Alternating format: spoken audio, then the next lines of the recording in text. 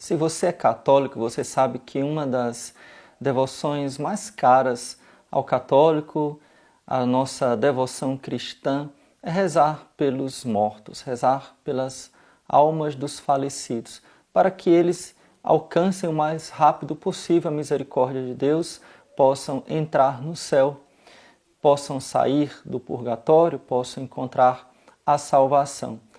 E muitas vezes essa doutrina não é bem entendida sobre um aspecto. Até que ponto ou até quando eu posso rezar de fato por uma alma que faleceu, por uma pessoa que faleceu?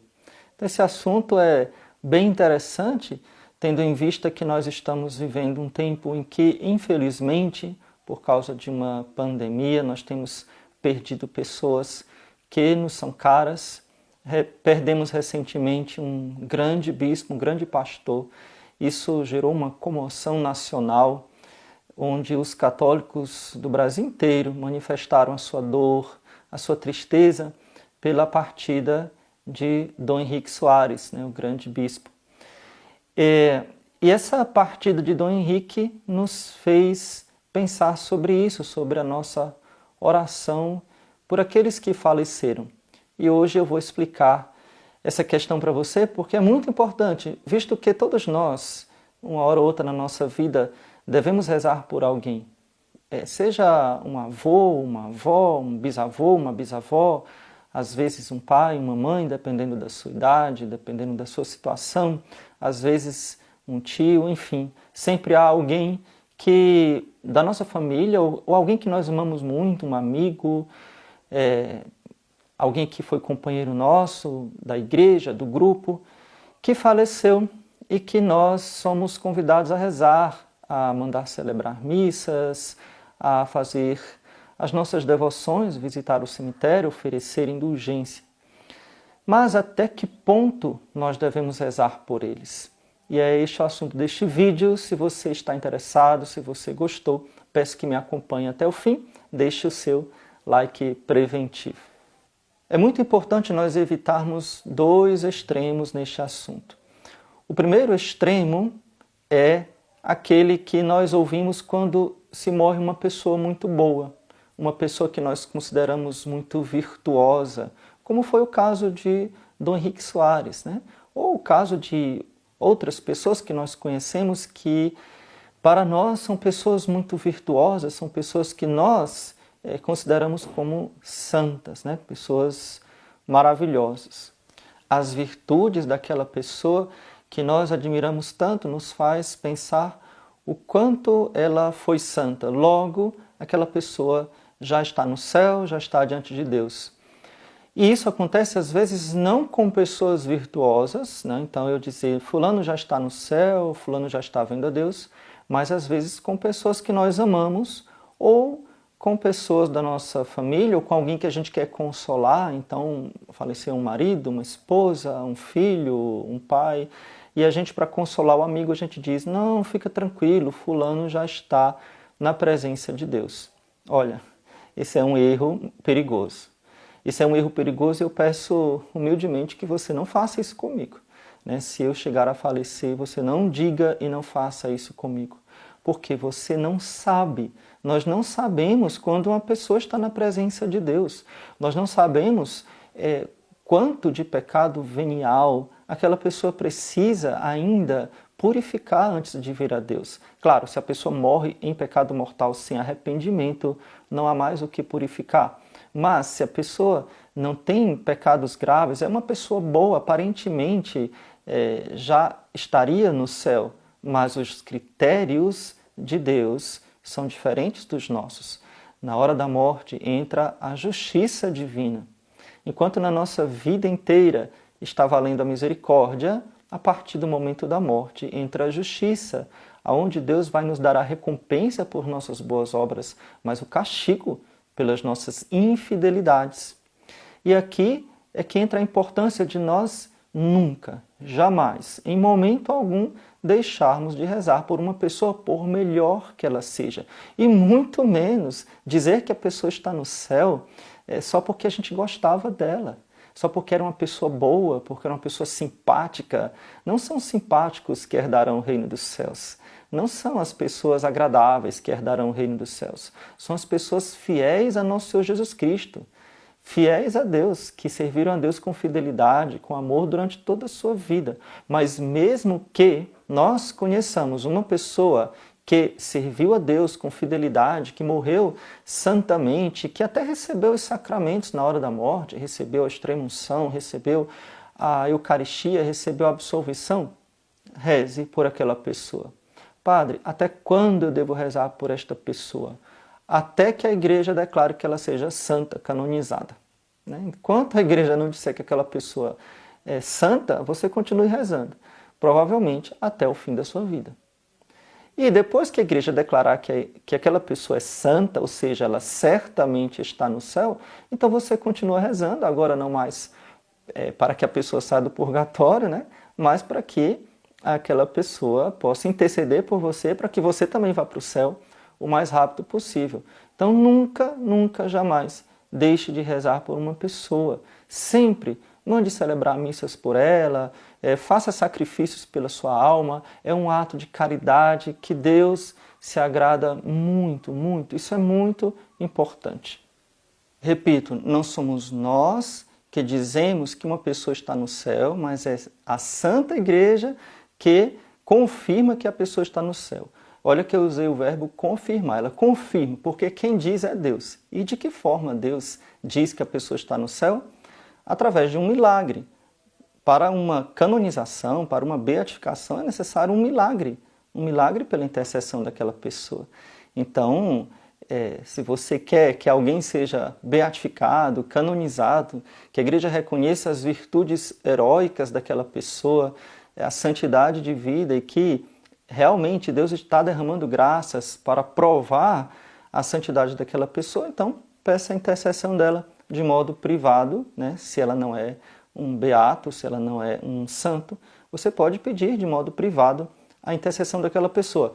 Mas nunca deixe de rezar pela alma de uma pessoa até o fim da sua vida, ok? O outro extremo é muito importante também que você evite, e aqui talvez seja mais difícil você aceitar. É aquele extremo que diz que eu não vou mais rezar por alguém que morreu em pecado mortal, era comunista, era ateu, então não adianta rezar. Aqui nós entramos em um outro mistério, que é o mistério da misericórdia divina.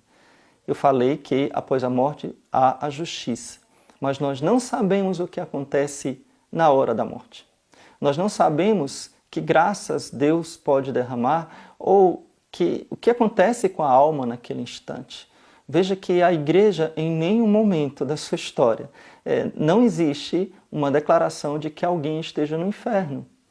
Até mesmo Judas Iscariotes, que na Bíblia fala sempre como o traidor, etc., etc., não existe uma declaração oficial da igreja, Judas está no inferno. É claro que nós acreditamos que ele está no inferno, assim como Lutero, mas não existe uma declaração oficial da igreja que pessoas como Judas ou como Lutero, que foi outro Judas, está também no inferno. Então ninguém pode garantir com certeza absoluta que alguém está no inferno. Tirando esses casos que eu falei, que são extremos, mas você pode ter alguém da sua família, alguém que você conheceu, que faleceu de forma trágica. É óbvio que as razões para que a gente possa acreditar que aquela pessoa foi condenada são muitas. O que eu digo é não desesperar. E eu vou dar um exemplo verídico que aconteceu com um seminarista. Então, um seminarista, ele, muitos anos atrás, uns 60 anos atrás, na época do Padre Pio, ele tinha um pai que era ateu, que era comunista e morreu impenitente, ou seja, recusando manifestar a sua fé, recusando a presença do padre. E ele rezava pela salvação do pai dele, mas ele desconfiava que as orações não serviam para nada e eram inúteis, porque era muito possível que o pai dele tivesse sido condenado. Mas ele soube, esse seminarista soube, que havia um frade um fradezinho santo que vivia numa cidade chamada Pietrelcina, na Itália, seminarista também italiano, e que esse padre tinha um dom de Deus, né, de saber os mistérios do céu. Então ele escreveu para esse padre e perguntou: Frei Pio, eu tenho um pai que morreu assim, eu continuo rezando por ele, o senhor acha que eu devo continuar a rezar? E o padre respondeu a esse seminarista, né, e disse: meu filho, continue sim, porque por causa das suas orações, em previsão dos seus méritos, das suas orações, o seu pai foi salvo, ele não foi condenado. Olha só que impressionante. Padre, como isso aconteceu? Não sei, mas no mistério de Deus, no momento da morte, aquela pessoa teve um raio de arrependimento suficiente para que Deus o salvasse. Então o Padre Pio disse: continue a rezar, porque é claro que aquela pessoa estaria no purgatório, né? Continue a rezar, né? Em previsão dos méritos futuros, né? Porque para Deus não há tempo, para Deus não há presente, para Deus não há passado nem futuro, Deus é na eternidade, né? Então para Deus é uma eternidade. Então as minhas orações hoje podem servir para alguém que no passado, né, antes mesmo que eu nascesse. Interessante isso, é um mistério maravilhoso. Reze por pessoas que você talvez não tenha conhecido. Quando você for ao cemitério, é muito bom ir ao cemitério, fazer um ato de devoção, levar água benta, né, visitar os túmulos, né? Nós padres temos o costume de, sempre que passamos diante do cemitério, a gente faz a absolvição das almas, né? Fidelium anima per misericordiam Dei requiescant in pace, né? Que as almas dos fiéis pela misericórdia de Deus descansem em paz. Eu já vi uma piedade também, quando a gente era leigo, quando eu era criança, era muito piedoso isso, se fazia isso. Quando a gente passava diante do cemitério, a gente se benzia, né? Porque ali é um campo santo, estão enterradas pessoas que vão ressuscitar no último dia para a glória, para a salvação. Então é um campo santo, principalmente se for um cemitério cristão, católico, né? Então ali as almas ressuscitarão para a vida eterna. Então visite o cemitério, leve água benta, reze pelas almas. E eu gostava muito de visitar o cemitério quando era criança, e às vezes tinha aquele túmulo esquecido, sujo, onde não tem uma flor, não tem uma vela, você vê que está ali abandonado. Talvez seja uma alma esquecida. Talvez seja alguém que não recebe a oração de ninguém, seja porque a família não é católica, porque foi esquecido. Reze por aquela alma, reze uma Ave Maria por aquela alma, reze um Pai Nosso por aquela alma. E veja que caridade, talvez a única oração que aquela alma vai receber seja a sua. Ela esteja lá no purgatório, precisando de um empurrãozinho para chegar mais rápido diante de Deus. E quando ela chegar diante de Deus e ela souber, né, porque em Deus nós teremos esta ciência, então ela souber quem rezou por ela, quão agradecida aquela pessoa não ficará, e ela retribui as orações que você faz. Então as almas do purgatório, elas retribuem para nós, porque ao chegar diante de Deus, elas vão meio que pagar, vamos dizer assim, né? A gratidão é rezar por nós também. Você vai juntar amigos no céu. Então isso é maravilhoso, esse assunto é muito bom. Eu queria que você colocasse aqui nos comentários se você tem alguém que já faleceu, que você reza por aquela pessoa, ou alguém que você parou de rezar porque achava que a pessoa estava salva. Não faça isso, continue rezando, porque nós não sabemos quando a pessoa entra no céu, primeiro ponto. E o segundo ponto, nós não sabemos se a pessoa foi condenada, por pior que ela tenha sido.